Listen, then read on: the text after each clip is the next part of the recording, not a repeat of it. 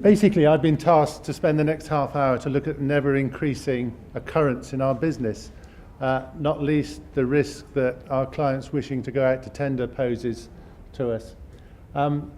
But before I go any further, I'd just like to reflect on the previous title you may have seen that this session was given, putting together a successful tender. Now, if I knew the secret to that, I wouldn't be standing in front of you today. I would probably be earning much more money as a consultant. But simply, the answer to that is quite simple. The successful tender is the one that wins the business. It's the one that actually, oops, sorry, I missed my cards. I believe the one that meets and exceeds the client's expectations and gives overwhelming confidence to that client in your ability to deliver that service. But coming with that is a whole range of different aspects, and that's why I thought this session would probably be best served with the title of competing in a commercial world. There's no two ways about it. Competition has always been there within our business. But the whole reason that local authorities like Hertfordshire created HCL is to look at how we respond to that possibility that our service can be diluted within the private sector. And in my opinion, only personal, that we can lose that ethos of that welfare provision to a vulnerable element. I mean, with greater responsibility coming into schools, there's far more independence on the way they're financed, particularly with the development of academies and more recently with free schools, not least the current independent school sector. Clients are looking for greater ranges of value for money. The dining system now in schools is no longer just a meal service that happens once or twice a day. Schools actually look to the catering service to help attract students to that school. It's a key part of what they're offering to parents in terms of the facilities that child can look forward to. I mean, in some of our schools, we've got sixth forms and catering facilities that make some high street facilities now look quite shabby. So the whole culture in terms of the expectations of our clients is changing. I'm conscious that in the majority of the room, I'm probably preaching to the converted, but I think we'll probably be safe to admit that there's still quite a lot of our services that we need to consider this challenge and how we're going to approach it. So whether you like it or not, at some stage, some of your clients are going to be looking to go out to tender and look for other catering providers. So what our task to do, and hopefully make a bit of an impact on it today, is to look at how we can make that task as difficult as possible. A little bit about me and why I feel qualified to be standing here in front of all you good people today. I mean, this is my 11th LACA, so you can't imagine what sort of pride I've got to stand here and not be listening to people, but actually be imparting some of the experience I've gained over the years.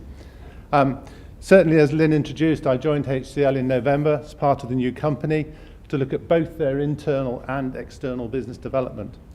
Prior to that, I was with Shropshire for best part of 10 years as operations manager. But what made my post there quite unique is that over the years we developed a business model and a service that we found could compete with the private sector. Opportunities grew on the borders so that we could actually compete, put tenders together and win business.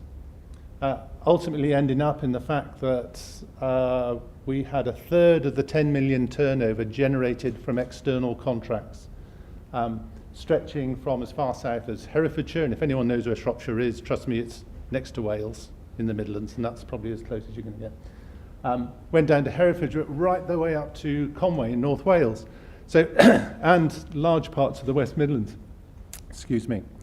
So it started to become a significant element of that business, and ultimately the income and the administration, if you like, contribution to the overhead that it developed helped support a very expensive primary service, so that it meant a small rural school with 20 pupils would still get the same service as a large school of 300 or 400, although there was a cost element to it. So it had a very altruistic sort of element to it.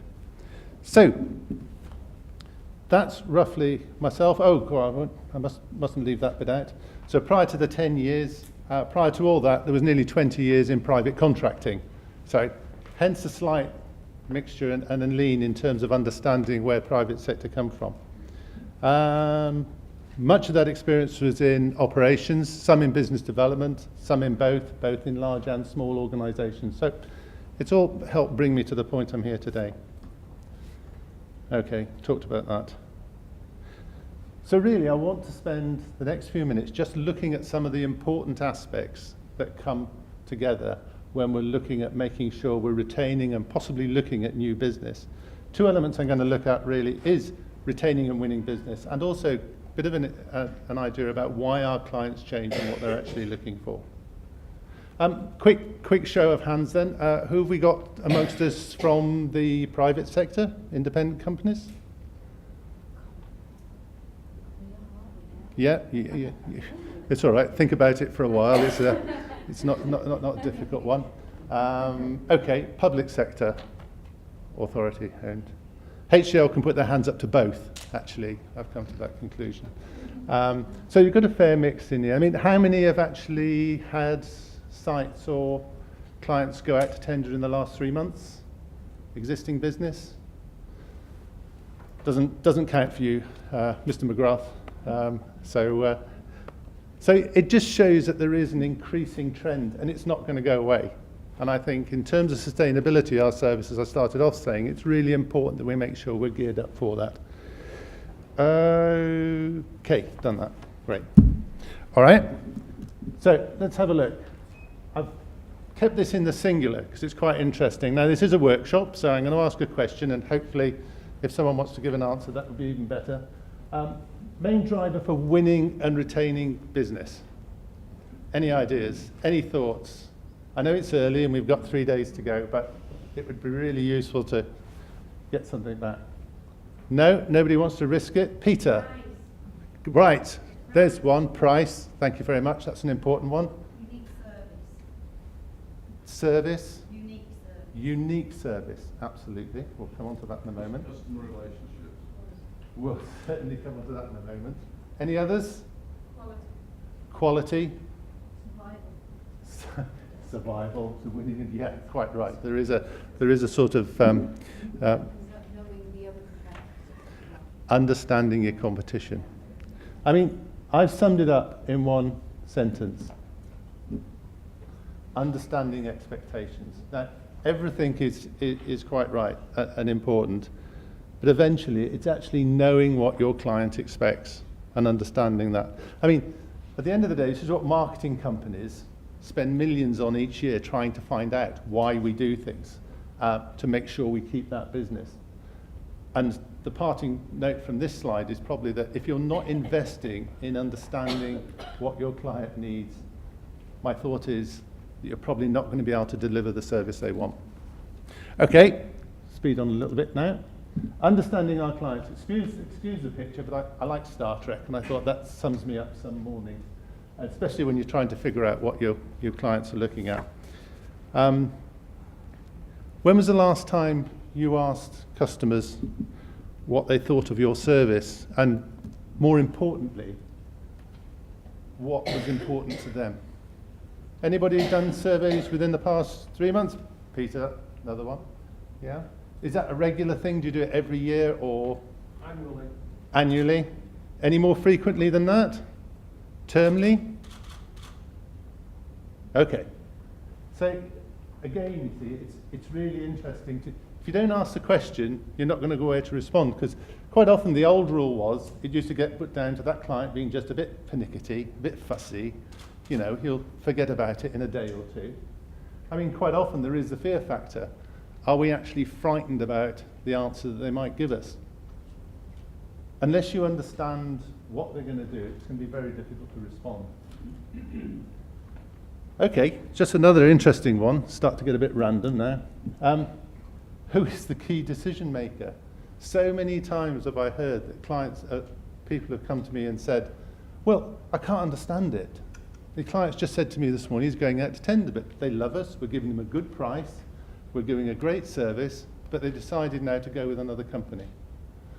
chances are, in an education environment, it only takes a change of governor, it takes a change of head teacher, and the whole dynamics of that relationship can get upset.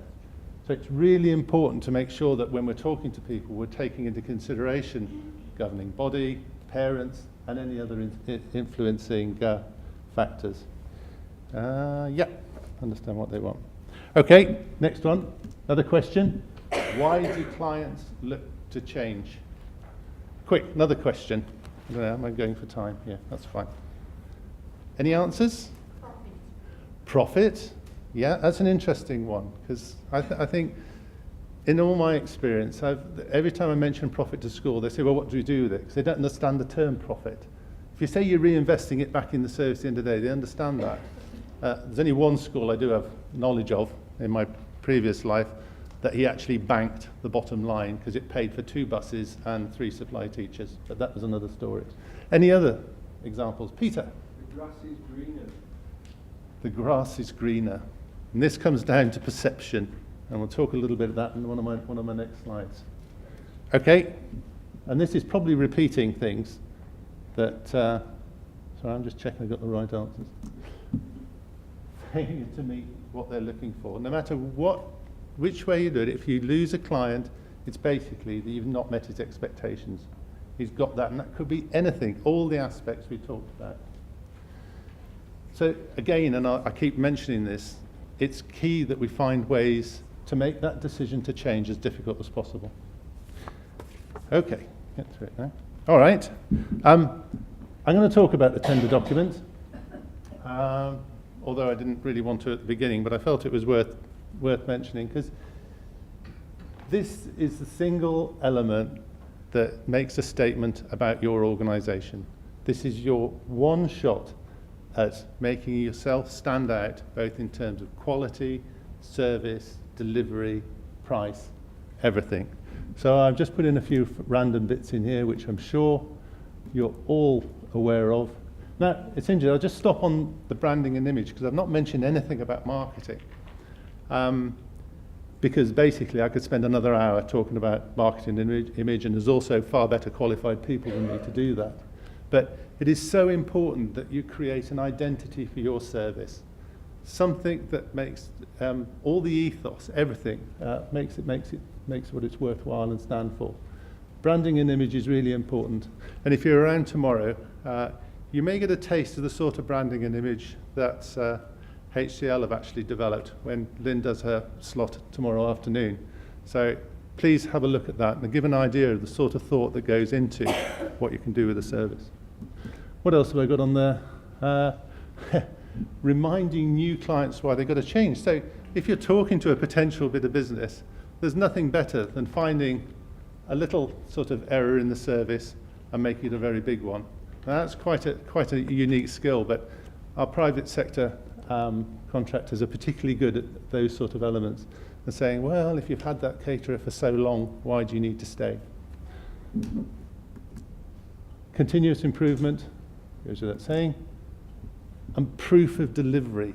The one thing that the education environment has excellent ability to do is prove to its clients where it's doing a great job. Because the biggest element that we've got is that business managers and head teachers all meet 2 or 3 times a year, and they'll talk. And if they have an issue, that will spread. So it's really important to make sure that the reputation, and I think this probably comes onto my next slide, because there's so many other aspects that go into retaining and winning business. And if I just use these as examples, now we mentioned relationships, which I thought is really impressive, because when you're doing a tender, if a client likes the service, likes what you're offering, likes the people, not so sure about the price, he'll negotiate on the price. The relationships, if he feels comfortable with the people delivering that service, you are 75% there. Everything else is negotiable. Any argument on that? Does anyone disagree? Because it can be quite different. Reputation we talked about. Doing what you say. I think there's been a huge change in culture of contracting and service delivery over the past 10 years. The old days are saying, oh, we'll do it next week. Things are far more immediate now with emails and everything else. It makes life so much easier to get things done instantaneously. So if you're saying you're going to do something and how you're going to do it, make sure you deliver and review it. And again, just to play on the last slide, reminding existing clients what you do for them. How many times have I heard that we do these fantastic functions, we've got this great service, we do these wonderful events. Trust me, with clients in the main, 2 days later it's forgotten. We need to find ways of reminding them we do all these wonderful things, and generally as added value. It's not done as part of the formal contract. Majority of the work we do in our day-to-day service is done on an ad hoc basis. Understanding our business. Now these are a number of random elements that really, I think, just need a little bit of discussion. Mentioned before about what's unique about your business. No matter which service we are around the country, whether it's private sector or public sector, there is something unique about the service you provide. Need to identify it, bottle it, and maximise the exposure on it. What does the service stand for? I mean, I always believe that the local authority, the public sector service stands for providing an essential element to a vulnerable part of the community. And using that as a basis, it's something that, with greatest respect, that quite often falls by the wayside in some services. How well do you market your product and services? This comes down to local reputation. Quite often you can have 2 schools, you could be tendering for something, you're providing an outstanding service at the school, the local reputation is fantastic, but we don't package it up in a proper way to tell people about it. It is so important to get that element right. What do your clients say about your service? I mean, how comfortable would you feel if they were talking to another bursar from another school and he asked them about your service? Do you know what he would say about it? And lastly, be realistic about your resource and what you need to do to change. Really have a look. Don't work on the fact that just because it's been done that way for the past X number of years, there isn't an opportunity to put a business case together to actually get it changed. Okay, random thought for the day. I put this slide in last night and just after the Brazil game, and I thought, strangest things do happen. So I came up with this question. This is our GCSE question for an appropriate time of year. Public and private sector services have differing negative perceptions. Discuss. What I mean by that is that it's about playing on your strengths and weaknesses. The private sector, sorry Peter, is perceived as the worst part of capitalism. They're making profits out of our children, right? Plus side is, well, actually they're really creative, innovative, and very flexible in terms of the service they provide. Public sector services, public sector services are perceived as being bureaucratic, risk-averse, uncreative, and generally sort of very centralised in their service and very rigid. But the public sector service has got so much going for it. A, it's got a welfare ethos in terms of what it wants to deliver. B, it's there for the benefit of its pupils, generally a not-for-profit organisation. And not only that, it has the highest levels of safety and due diligence processes in the business. So it's a case of looking at, when I say differing negative perceptions, it's a bit of a play on words. It's about finding what makes your service special, because it's turning a negative into a positive. Because I see public sector services as essential in providing these sort of elements. Okay, you'll get the odd school that doesn't want a catering service for whatever reason, but trust me, we've seen a lot of those coming back over the past few months. Probably have done as well. Anyone want to comment on that? Because just thought-provoking, I thought, for the start of a 3-day marathon. So where do we go from here? I mean, it's quite simple. When I say ask yourself, it's looking at yourself, finding out about your business and know what's important, and also finding out with your clients. Listen and learn. If you're asking your client a question, don't be frightened of the answer. Learn from it and move back. Trust me, you'll gain a lot more respect from it. And adapt. look at the strengths, and find a way of packaging it up. Thank you very much.